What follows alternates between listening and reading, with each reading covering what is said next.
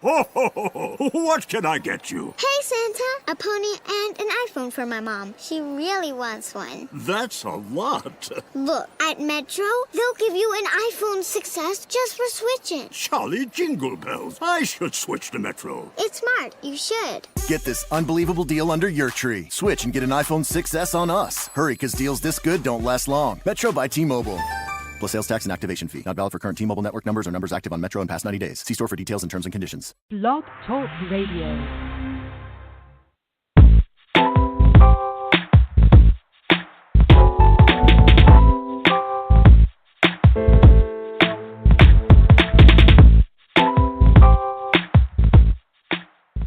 Welcome. You're listening to Perfectly Healthy and Toned Radio with your host, Darren Fatman McDuck. And now, prepare to get fat.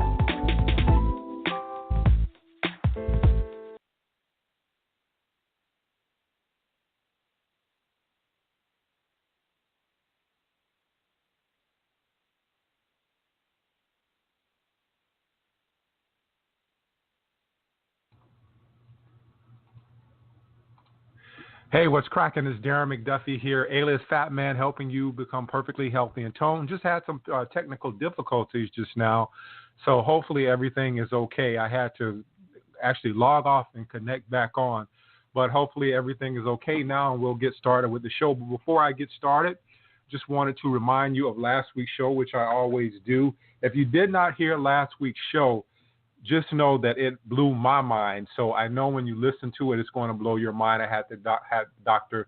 Tom Cowan on, and that wasn't last week. That was actually Monday's show, rather. And we were talking about the heart, cardiac myths. And what blew my mind was that he was explaining how the heart is actually not a pump. So we had a really good discussion. You probably have to listen to that show a couple of times just to get what he said. I got it instantly off the bat, but of course, my knowledge is maybe a little bit more advanced than yours, so you may have to listen to it maybe 2 or 3 times before you actually get the gist of what he was actually saying. But very entertaining show. When I got off the air with him, I was just really wanting to research. I went back to his book and started actually really digging in deep and looking at some different stuff and looking at some research. And it's always good anytime I have a guest on and they can kind of what I call shatter my beliefs. So if you get a chance, go back and listen to that show with Dr. Tom Cowan. It's called Cardiac Health Myths, rather. And again, that show will blow your mind. Tonight we have Dr. Thaddeus Gala on, and we'll be talking about inflammation. Inflammation is something that I learned about long time ago, and I learned it as the catalyst for all disease, and we'll be talking a little bit about that tonight. But let me get to Dr. Gala's bio. Dr. Thaddeus Gala is the founder and medical director of both My Diabetic Solution and Complete Care in Southern Oregon. Ever since watching his mother's health transform from bed-ridden illness to vibrant health coach she is today, he has been dedicated to pursuing and promoting health. Dr. Gala performs health lectures on nutrition, weight loss, and diabetic and disease management within the clinic and at various locations across the country. Dr. Thaddeus Gala, welcome to Perfectly Healthy and Toned Radio. Thank you. It's great to be here. This is wonderful. I've been really looking forward to this. Well, thank you so much for coming on. You and I were friends on Facebook for such a long time, and finally, now that we're getting to speak, I remember you posting something on Facebook, and I was like, man, I can't believe me and him have been friends on Facebook for so long, and I never asked him to be on the show. And that's the case with a lot of people. I'm friends with a lot of health-minded people and doctors, and sometimes you just forget because Facebook is so big, you forget who you're actually friends with. So I'm so glad that you got a chance to come on and be a guest on the show. Likewise. Well, I appreciate you having me, and yeah, there's so much out there. Sometimes some of the best information and resources and relationships can be right under your nose, and you don't even realize it. So I'm glad and I'm excited for this opportunity to be sharing with people, and hopefully helping provide some people some opportunities to improve their health and take action. Yeah, I agree with you there. It's like now instead of emailing people, I just usually reach out and see who I'm friends with on Facebook and email them through Facebook because it seems like the best way to actually get in touch with everybody now, because people are so busy with the email, and you never know with email. I had some things going on with email where it's been kind of faulty. So Facebook seems to be the best option out there right now. But getting into your health journey, Dr. Gala, I did some research, and you are a chiropractor by trade. How did you get into being a chiropractor? How did you choose that? I'm getting an echo here. Sure. I'm not sure why. How did you get into choosing that occupation? Yeah, I can hear you. Sure. Yeah. Well, when I was and for those of you that have heard me lecture before or been to one of our classes, I apologize but I'll try to make this part brief. And that is, when I was 10 years old, I was remodeling the kitchen to get ready for my mom's wheelchair.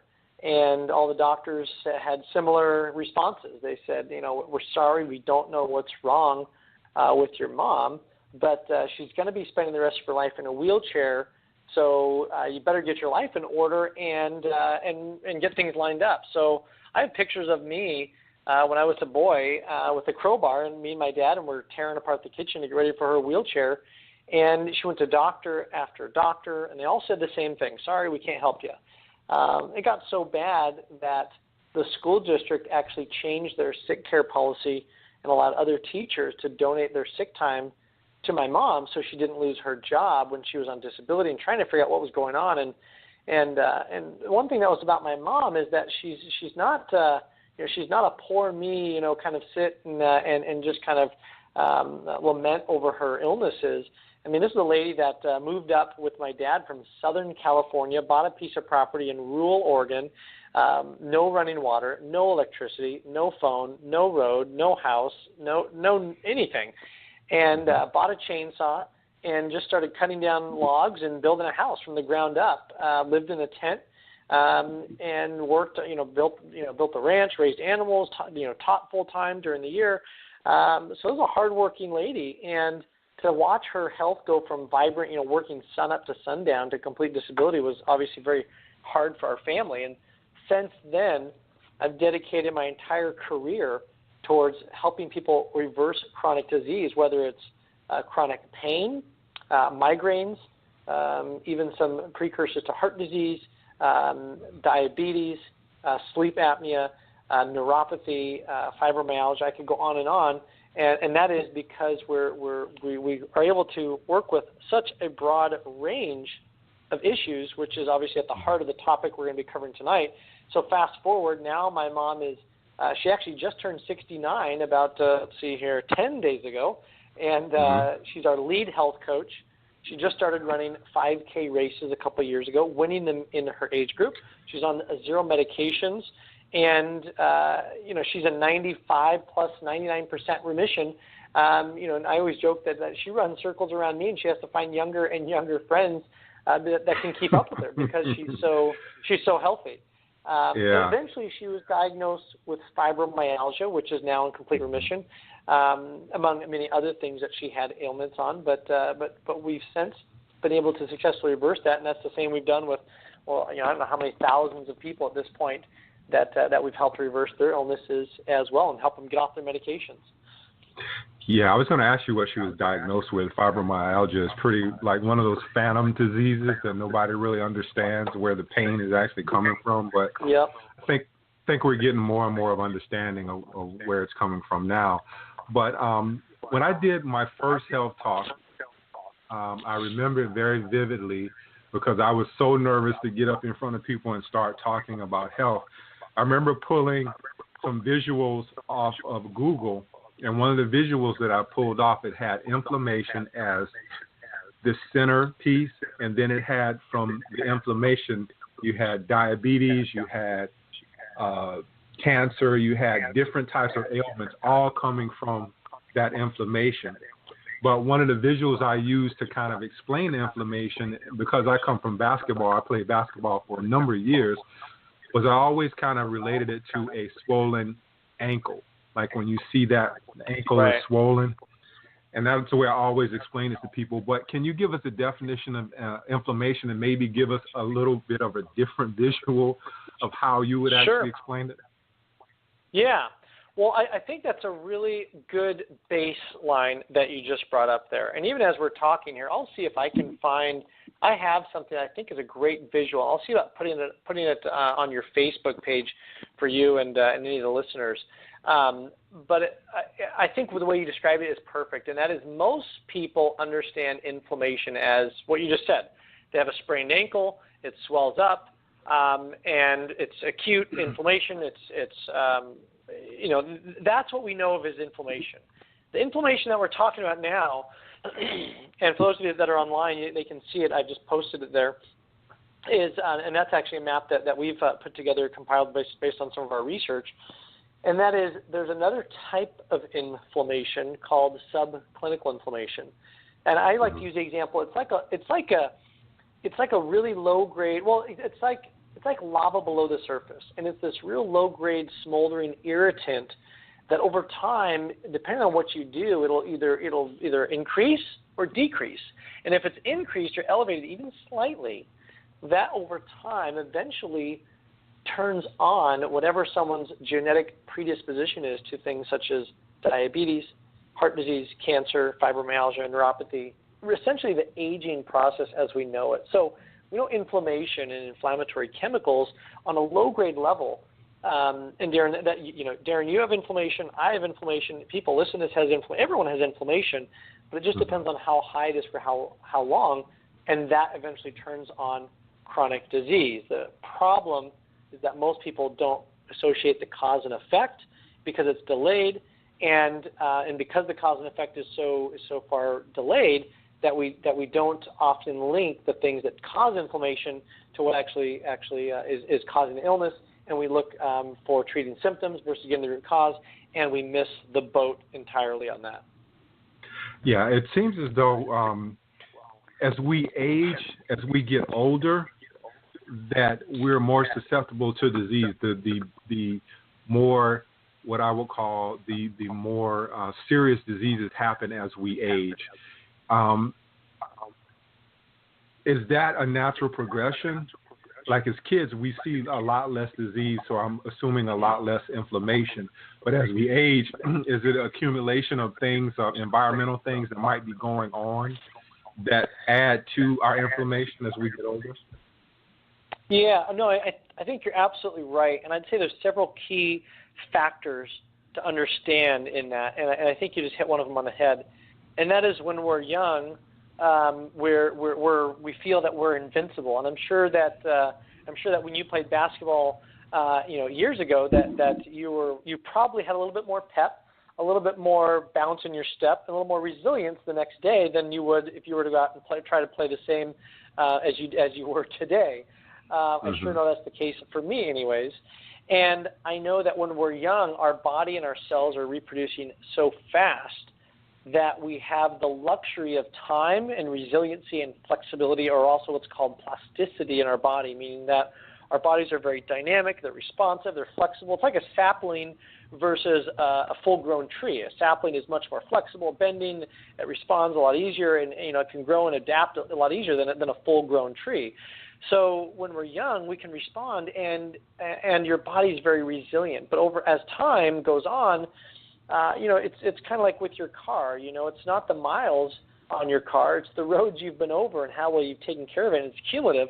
But the thing that we know now, especially with some of the emerging research, I'm friends with Peter Diamandis, with the human longevity, and as well as some of familiar with the work that Ray Kurzweil is doing.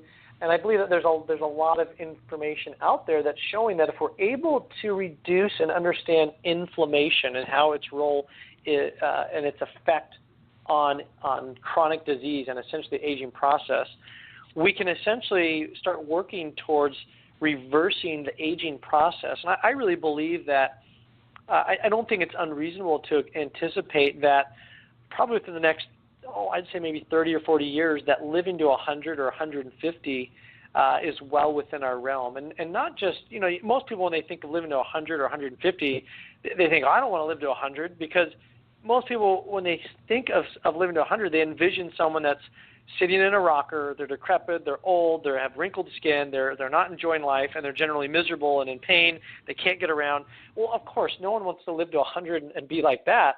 But what we're talking about is having quality of life well into our 80s, into our 100s. I believe 150 is really reachable, even given the research that we have today and some of the advancements.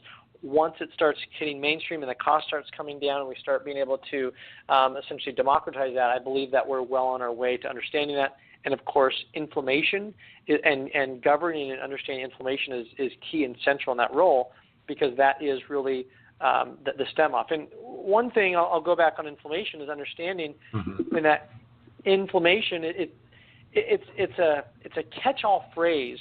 There's a lot of different chemicals that can cause inflammation, and there's a lot of things in our lives that can cause inflammation. Obviously, with our clients, we normally focus on diet because everyone is going to find a reason to eat 3 times a day, and most people will find a reason to not exercise. So eating and food is one of the biggest ones that we focus on. So that's why we start there first, and that's where usually people can have the best outcome in terms of losing weight and keeping it off, getting their aches and pains down, improving mental clarity, having more energy, feeling like they can just tackle the day. They can go all day long with all their energy and get off their medications, whether it's blood pressure, cholesterol, or diabetes, is understanding and getting down the inflammation and getting to the root cause. Yeah, I just wanted to kind of expand on what you said. I read a book not long ago where they said that a human body was perfectly equipped to live for about 150 years. So I totally agree with you there. One of the things that comes up is, as you're talking, I'm thinking, one of the biggest things people complain about when they come into a doctor for the first time is fatigue, and then it goes to something else, something more advanced. Are there any levels to inflammation? Is there something that someone might look out for as the first sign of inflammation and kind of catch it before it gets to be really big? Question. Yeah, there's a lot of tests out there to measure inflammation. A lot of people are familiar with like SED rate, but SED rate is a very crude inflammatory test, and we know that we do that for more overt inflammatory type things. There's also other autoimmune tests, like you can do ANA or RF or rheumatoid factor, homocysteine. There's a lot of markers out there for inflammation. One of the ones that I love, and most physicians don't even test for it, let alone even know about it or know what to do with it, even if they did test it, is called HSCRP. And there's 2 types of CRP. There's CRP, which is more of the crude test, and then there's HSCRP, which stands for highly sensitive C-reactive protein. I like using HSCRP. Now, is it the only test out there? No. Is it the best one that we have now? I think it's one of, if not the best test that we have now for measuring subclinical inflammation in terms of monitoring, because we know that half of all heart attacks, and most people don't even realize this, and most physicians don't even realize this, but half of all heart attacks occur in people with normal cholesterol. So we know cholesterol isn't the issue, but we find that research shows, and this even came out of some of the work from Paul Ridker, showed that if you have high HSCRP, but your cholesterol is low, you're at a higher risk of autoimmune, chronic, and heart disease issues than if your inflammation or your HSCRP is low and your cholesterol is high. So you can have high cholesterol, but if your inflammation is low, it's not an issue. But if your cholesterol is low and you think everything's fine, but you've never tested your inflammation and it's high, that's actually much worse than the flip side and having high cholesterol. So having high inflammation, we know research shows clearly that high inflammation is worse than high cholesterol, which is why essentially half of all heart attacks occur in people with normal cholesterol. So that's one of the tests that I like. I encourage people to get that test done. And if their physician doesn't know or can't help them with it, then have them find a physician that can help them with it, and someone that's a little bit less mainstream and stuck with the medication model, or find what's called a functional medicine practitioner to help in their corner. Yeah. With the test that you mentioned, is that a blood test or a urine test? That's a blood test, and a great question. A lot of people say, "Oh, well, is it? Why hasn't my doctor heard about it before?" Well, you can actually go online, and I'll see if while we're talking I can find it. But you can actually go online, and you can find. Oh yeah, here it is. This is the one that I use for our clients, because we obviously work, essentially internationally. But for the people that we coach, we use a place called directlabs.com.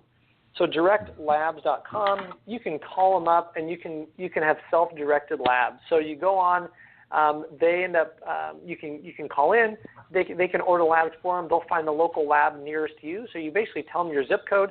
They find an affiliate lab. You pay for it over the phone. You walk in with your lab slip. You go in. It's easy. They do a blood test. You walk out, and then they email you or send you your lab results. So an HSCRP test, I think, can be anywhere from about $25 to $100. I know that's a pretty big range, but it just depends on where you are in the country and which lab you go to. There's a whole set of labs that I suggest people have done, but at a minimum, get their HSCRP test done. There's others that are good as well, but yeah, it's an easy blood test. Go in, have it done, and start mapping out your baseline. And you want to be ideally less than you want to be undetectable. Essentially, your HSCRP, and it is important that you get HSCRP, not CRP, needs to be less than ideally 0.1. If you're under 1, that's good. But you want to be less than 0.1 ideally. Yeah, I'm going to assume that the higher the inflammation is, let's say you are diabetic, let's say you have been diagnosed with a cancer. I'm going to assume that's going to be a high degree of inflammation involved there. If you can reduce that inflammation, and this is very simplified, if you can reduce that inflammation, can you ultimately reduce that condition or reverse that condition? That's a great question, and I would say that the short answer would be yes, meaning that we know that for instance, cancer. Essentially, if you look at even like when you go through medical school, it doesn't matter whether you're a naturopath or an MD or a chiropractor or whatever it is. When you go through, you have to go through basic pathophysiology, anatomy. You have to go through all these basic stuff. And there's a textbook called Robbins Pathology. And in this book, what we find is that in the book, it goes through very basic disease process. So, for instance, when you're looking at Robbins Pathology, what you'll find is that, or the pathological basis of disease, or Robbins Pathology. So, what you'll find is that in the beginning of the book, it talks about how inflammation is central in terms of disease process. And then for the next 200, 300, 400 pages, it essentially goes through and it talks about all the different diseases, which essentially just means cancer is essentially just inflammation in the cells. Diabetes is inflammation in the pancreas. Heart disease is inflammation in the heart. A stroke is typically inflammation in the brain.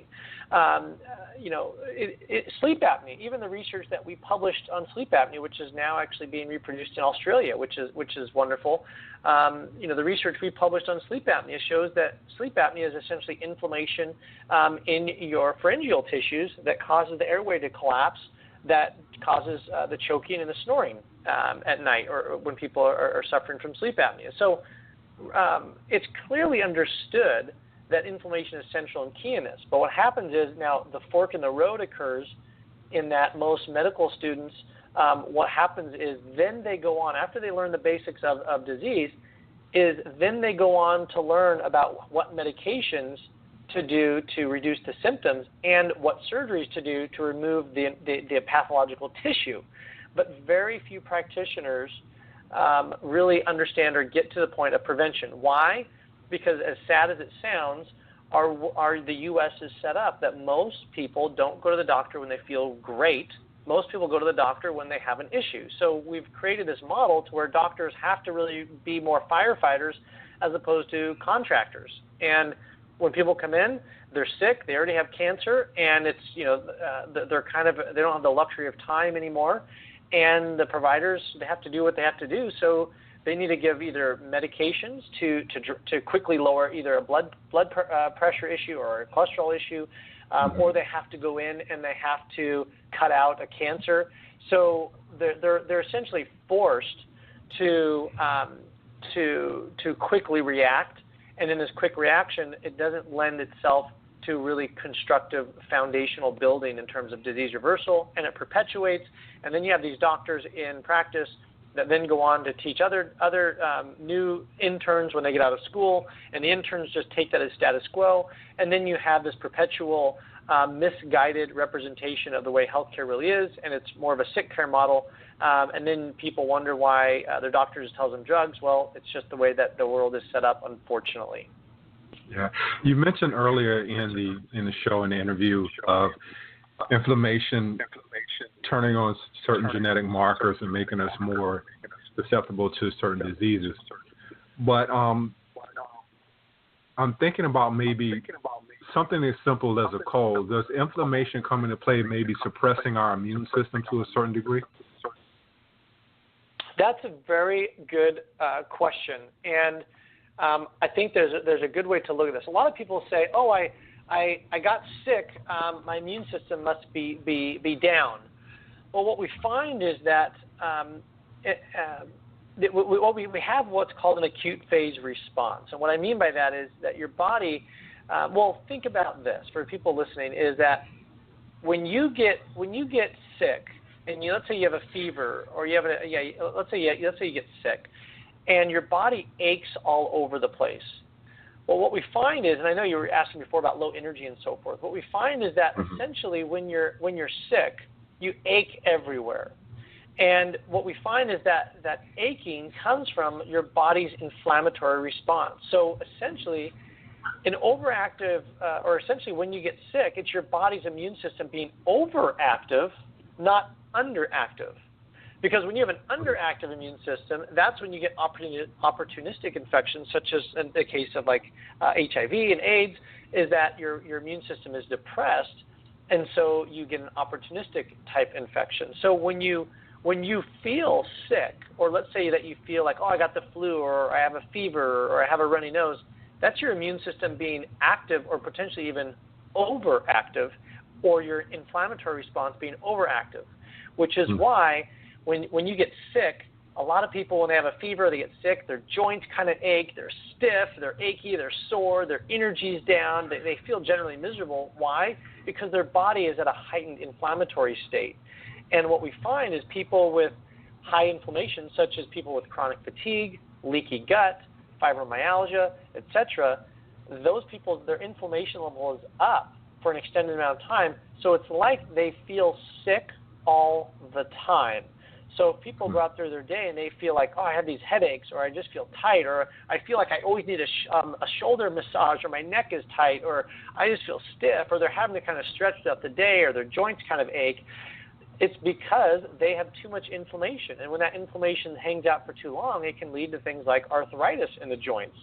It can lead to migraines, diabetes, being overweight, sleep apnea, etc. So that's the issue, and that's what happens when your inflammation is too high. You have an overreactive immune response. Yeah. Getting to the body and things that might cause inflammation. Right now, our bodies are seeing things that we've never seen before. We're seeing Wi-Fi. We're seeing smartphones. We're sitting in front of computers all day. Most of us work at a place where the computers are there all day, every day. And then we go home and we get on the computer even more. Is this, and I'm sitting in front of a computer right now doing the show, but is this adding to our inflammation? Yeah, great question, and I think that's important to recognize, and that is that you can't out-exercise, or you can't out-eat, or let me back up. You can't out-exercise a bad diet, and you can't out-exercise, or you can't out-eat a couch potato lifestyle.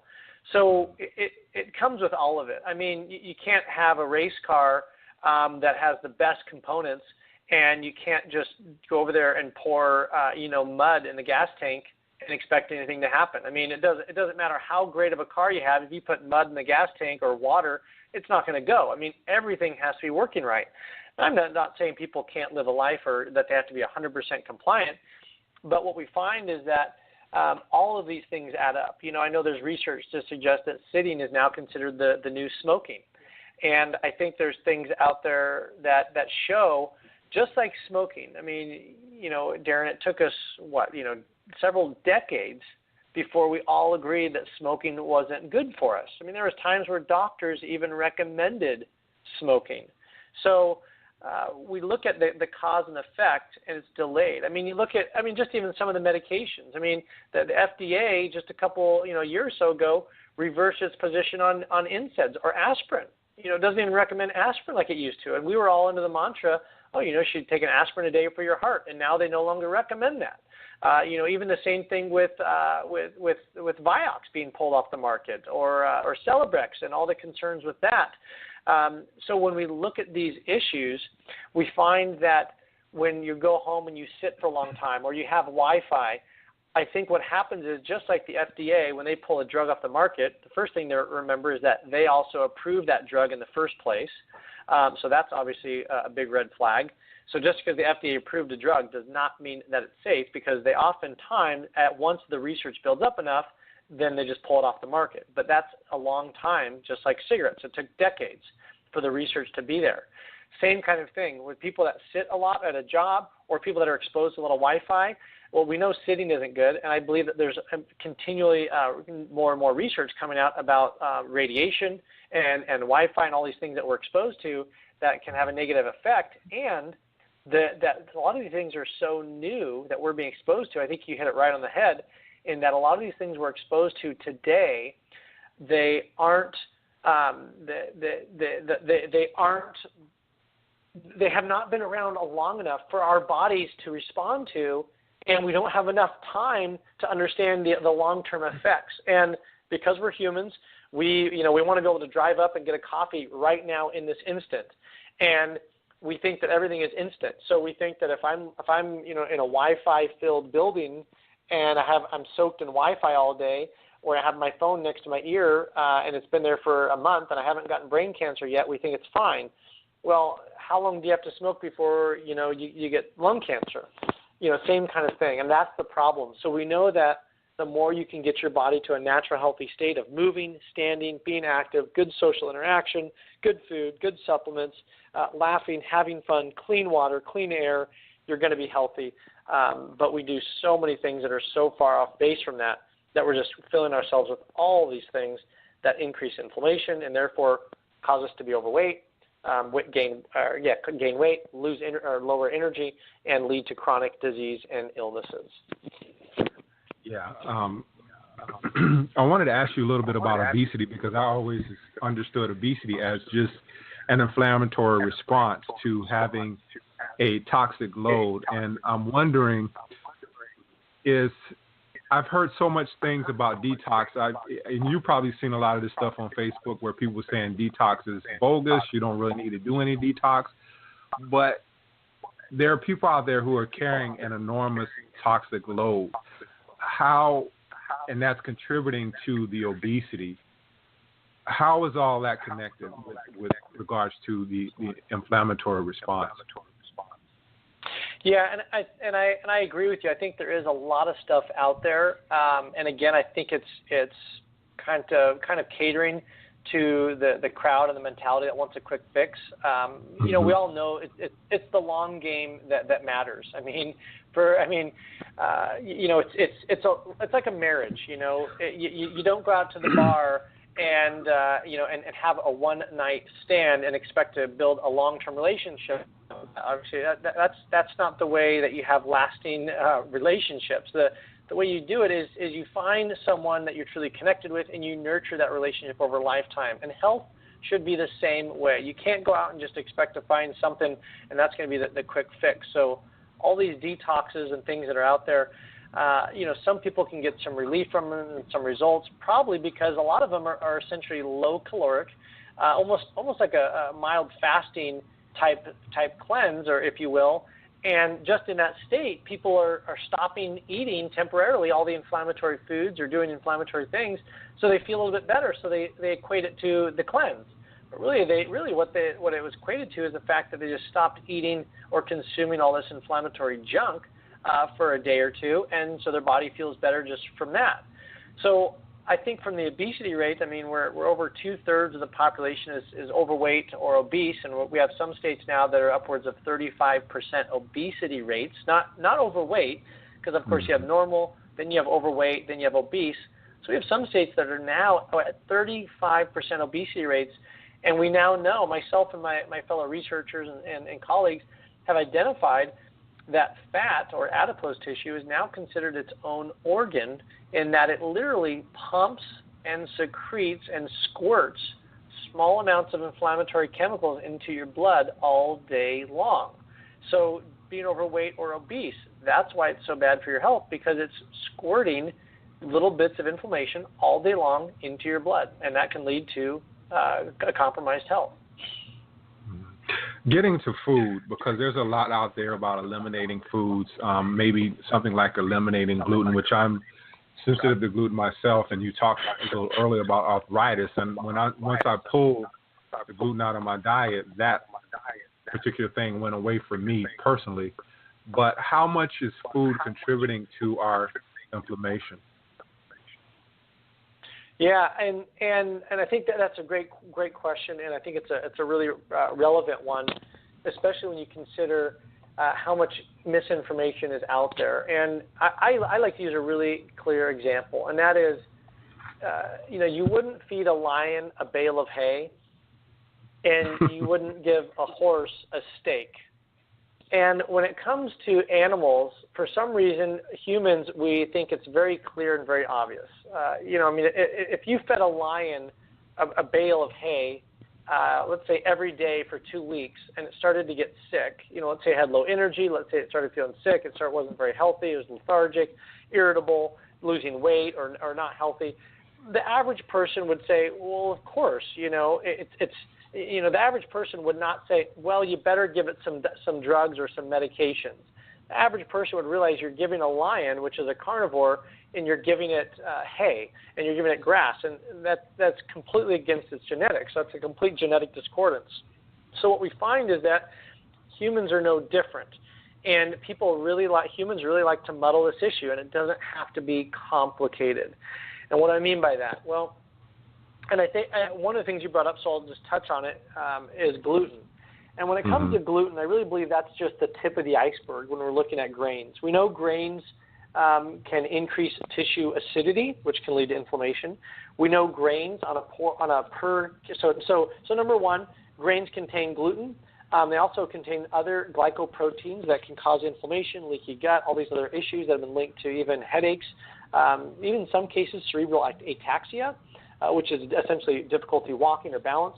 We also know, number two, grains contain increased tissue acidity, which can lead to inflammation and chronic disease. Number three, we know grains are a poor source of fiber on a per calorie basis compared to vegetables. So we know that obviously we need less calories in our diet because most of us are overweight or obese. So grains are not a good source of fiber, which most people say, oh, that's why you eat grains, it's high in fiber. We also know grains are a horrible source of micronutrients, which is why if you look at a loaf of bread or a box of crackers or cereal, it says enriched wheat flour. And most people have noticed that. If you look on the back of cereal or bread or something, it'll say enriched. What does that mean? It means that they had to add a multivitamin to the dough or the flour because it wasn't healthy enough on its own. Number five, grains are a high glycemic index and load, meaning it spikes your blood sugar, and it can help perpetuate things like diabetes, obesity, skin tags, polycystic ovarian syndrome, and acne.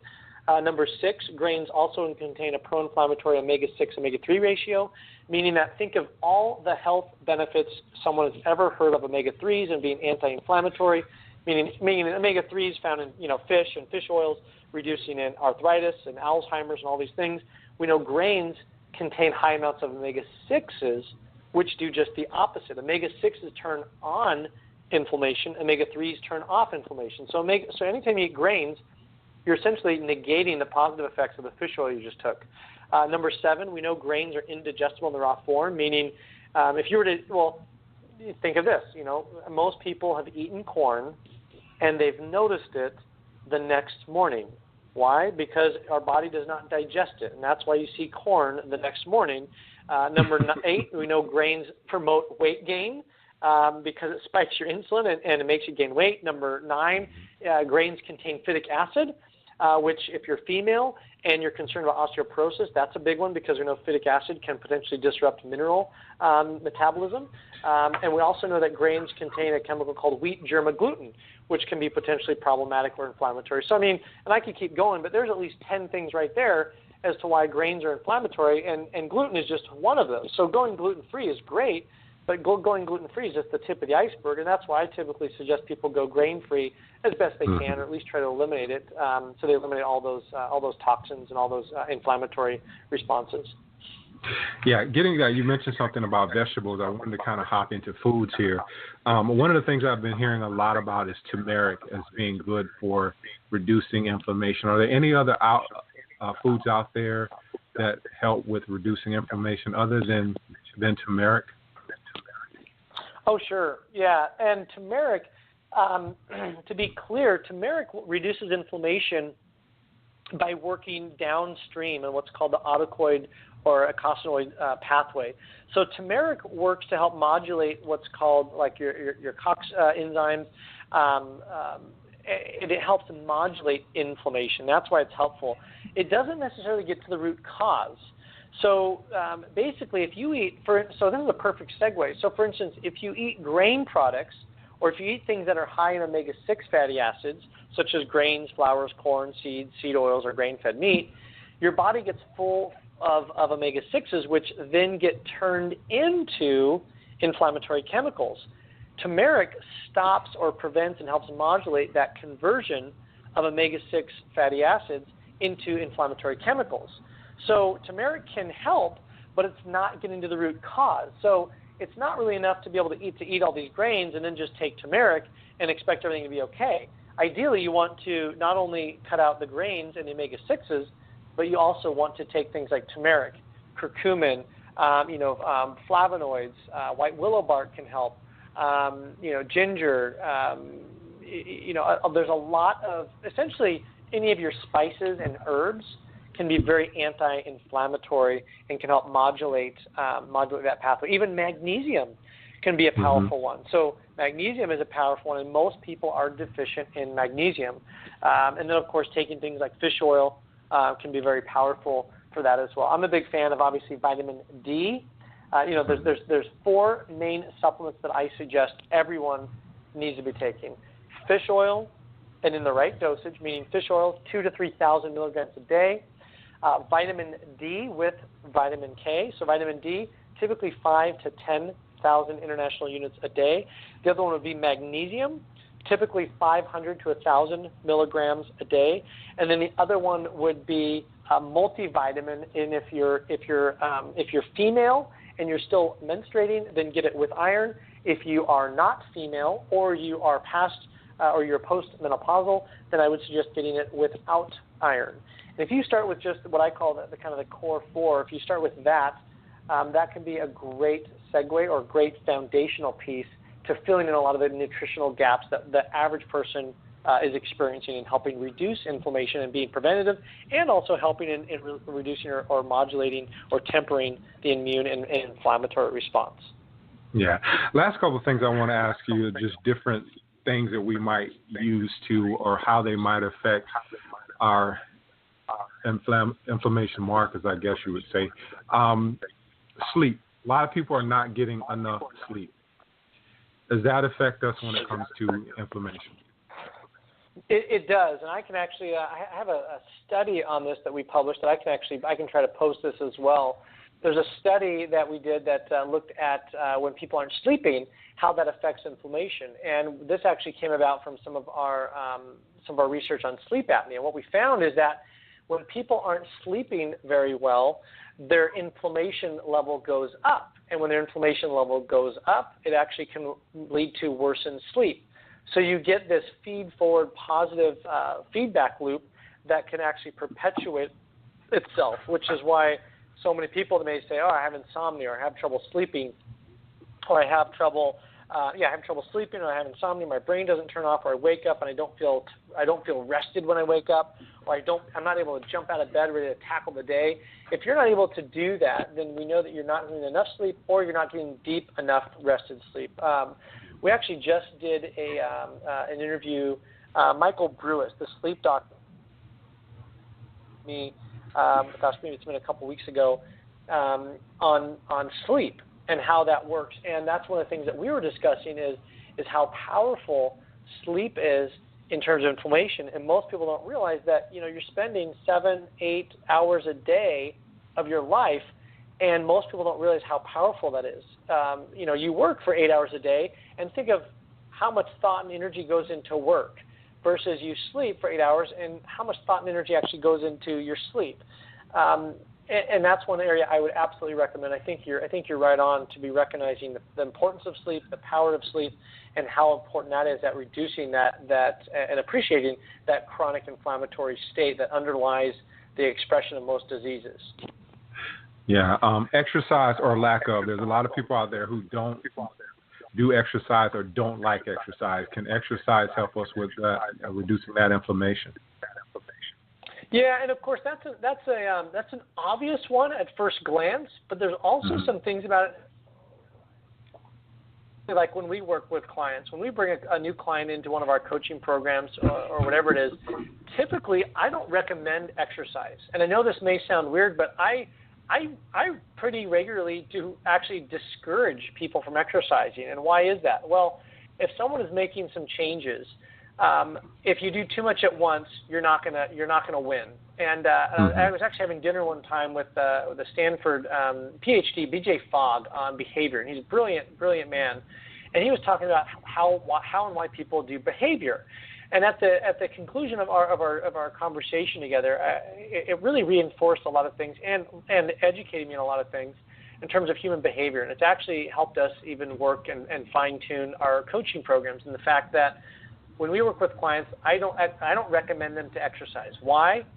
Because it's overwhelming. And if people have a sense of winning or being successful, they'll usually throw the towel in on everything. Most people are all or none, meaning I'm going to either follow this diet, and if I deviate or fall off this diet, I'm just going to go back to eating junk all the time, and what's the point? So what I tell people is don't worry about exercising. Just focus on doing small things first, meaning focus on eating some better foods, or focus on taking some more supplements.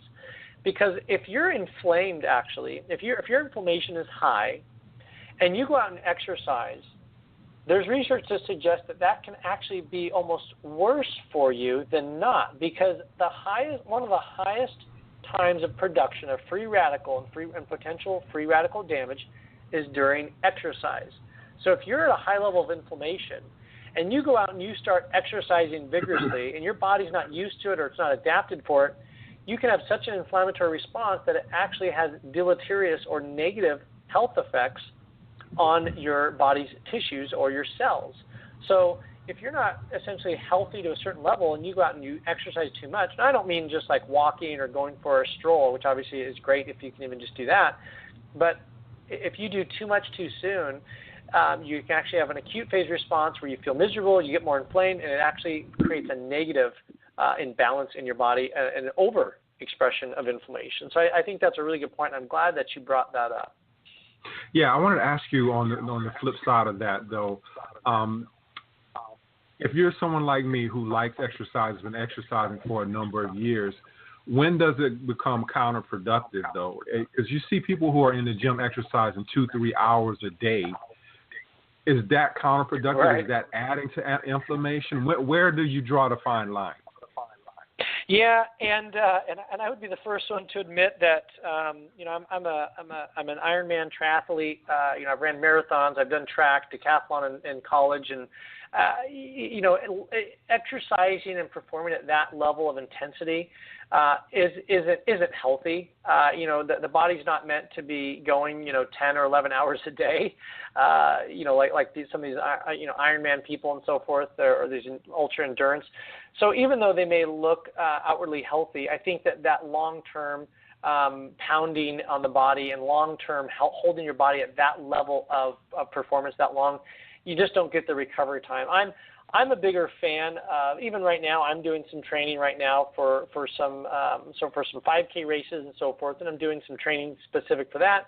I'm a big fan of short exercise that and or intensity type exercise, and ultimately even more than that, I really encourage people to do exercise that is fun for them, whether it's playing basketball or whether it's walking with friends or whether it's playing racquetball or swimming or playing with their kids or their grandkids, or some people cleaning the house or vacuuming, doing some type of gardening, doing some form of physical activity that someone enjoys.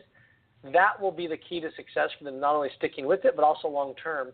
And I think probably a reasonable amount of exercise to get benefits, I think research shows typically is going to be 15 minutes to an hour, depending on intensity.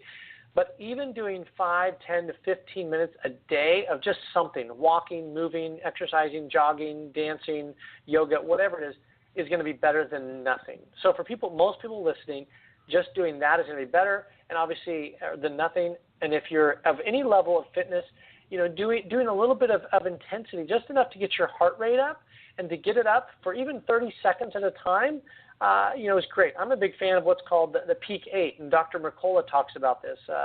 In the Peak 8, you talk about where you do 30 seconds of intensity and then a minute and a half of light, and then you do 30 seconds of intensity and then 90 seconds of light. So you do that 8 times, and what it does is it spikes your heart rate, goes down, spikes your heart rate, and goes down. Most people could only do 2 or 3 of those before they're exhausted if you first start.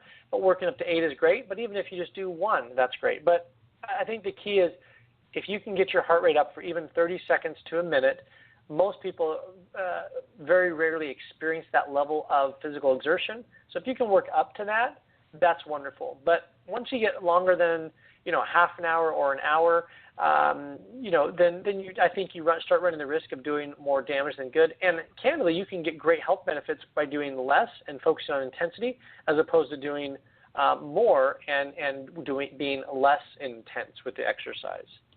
Yeah, I'm sure we could get into a bigger discussion on telomeres and all of that stuff. But but I discovered meditation about 6 years ago, and I always tell people that's been my savior for really reducing my stress levels, because 6 years ago I was I would say I was kind of off the chain when it came to stress. But how important it is to reduce the stress levels to be able to reduce the inflammatory response in our bodies. Boy, you can think yourself into disease and inflammation, and you just look at people that worry. And how worry and stress can lead to everything from headaches and tension, muscle tension, high blood pressure, all those things. And there's research that shows that people that even have pets, can lower their blood pressure. Even just petting a cat, for instance, or a dog, can lower blood pressure. So we know that things that reduce and soothe mental stress is huge. So, and I know Tony Robbins even talks about, he wakes up and he says, look, if you don't have 10 minutes in the morning to take care of yourself, you don't have a life. And he has a routine that he does in the morning, and I think that's good. And I have my routine in my morning to set the day, and I do something every morning, or I try to anyways, that's either exercise and or a mental exercise, or both, to map out my day, map out what I'm doing, exercise. So that way I have a win under my belt. That way mentally I don't stress throughout the day of, oh my gosh, I got to work out this evening, or if I miss it or something happens, that I don't beat myself up, because normally in the morning I can wake up, and I think you're right on in that you do your meditation, you get centered, you get focused, you figure out whatever you're doing, you do some relaxation and or exercise, and you get that health win right out of the gate first thing in the morning, and then you've won the day. And that's really big, because a lot of people beat themselves up because at the end of the day they think, oh, I didn't do this, or I didn't do that, or oh my gosh, it's late, I got to pick up the kids, and I'm already late for dinner, and I don't have time to exercise, life is stressed. And then they beat themselves up mentally, and they say, oh, they feel like a failure, and they tell themselves they're a failure, and that adds more stress. And then they go to bed exhausted and stressed because they didn't exercise, and they beat themselves up mentally. And we have enough negative mental chatter in the world. We don't need to be down on ourselves any more than the rest of the world that's already portraying and marketing all this stuff out there. I really think that the mental stress that we put ourselves under in terms of work, trying to be the perfect partner, the perfect employee or team member, the perfect person in society. We put a lot of stresses and burdens on ourselves. So if you're not making time for yourself to relax,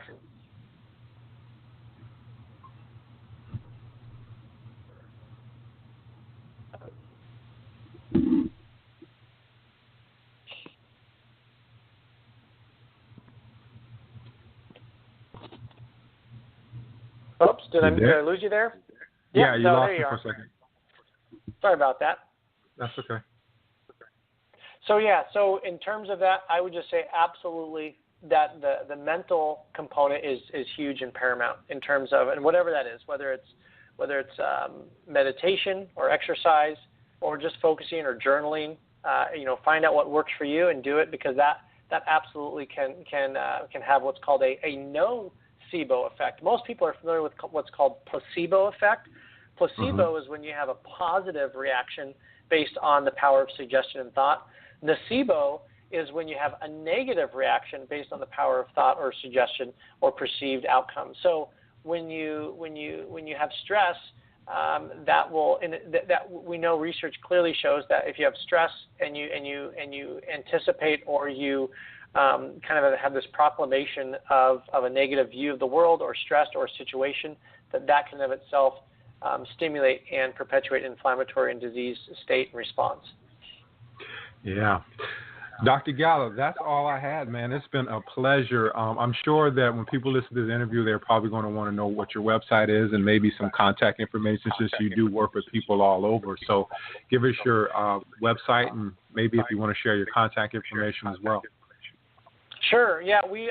So the best way to get a hold of us would be to listen to either podcasts on inflammation or just health in general. There's a lot of resources. They can go to drthadgala.com. So that's drthadgala.com, and they can check that out. They can also check out our clinics, our resources. If they have questions on supplements, there's free downloads, etc.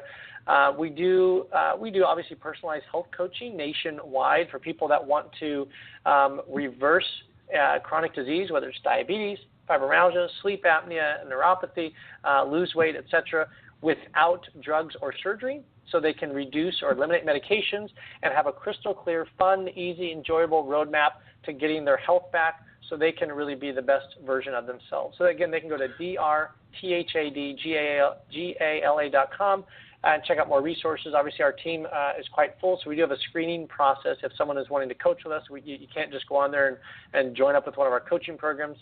It is individualized, which is, I think one of the reasons we get such high success rates. But certainly people can reach out to us and start that process if they're interested in learning more, or they want to know more about what we do either in our clinics or with our remote coaching nationwide. Yeah, and don't you have a free ebook on your site? Is it for diabetes, or I can't remember, but I know I saw it on there. Right. We have a general health ebook that I think it's keystone for everyone to understand. And then they can also go to, if someone is specifically diabetic, they can go to My Diabetic Solution, and they can find more pertinent diabetic information there. But if they go to the main website, drthadgala.com, they can get the overview, and that can really be kind of the jumping off point so people can start figuring out which direction they want to go. They can start losing weight, feeling good, mental clarity, reducing headaches without drugs or surgery, so they can, again, have a clear roadmap of getting in control of their health. Cool beans, man. Thank you for being on, Dr. Gala. Darren, thank you so much. It was wonderful being here. Great questions. I hope people learned a lot of information. I'm so glad that you reached out, and it's been a pleasure getting to know you over these last couple of weeks and months, even more in depth. And certainly, if I can be of any help in the future, I'm happy to be of assistance any way I can. And thank you so much for having me on today.